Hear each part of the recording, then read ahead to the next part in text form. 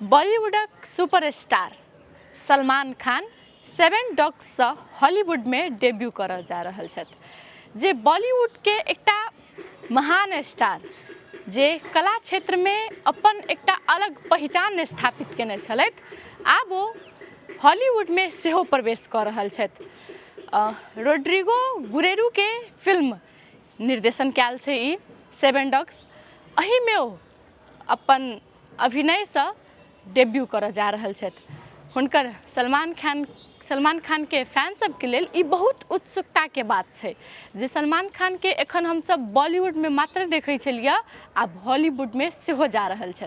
Hollywood में हुनकर कोन role छै या कोन भूमिका छै से एखन तक स्पष्ट नहीं कयल गेल अछि।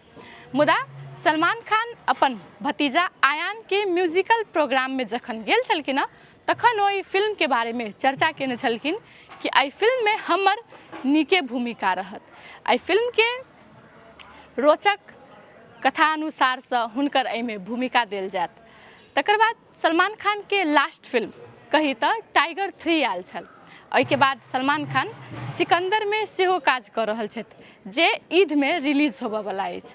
अब बॉलीवुड से हॉलीवुड के सफर सलमान खान शुरू कर रहल छथि। आ फिल्म बनला के बादे पता चलत कि आखिर हुनकर रोल की छै आ हुनकर एहि में भूमिका केहन छलै आ केहन हुनकर अभिनय छलै।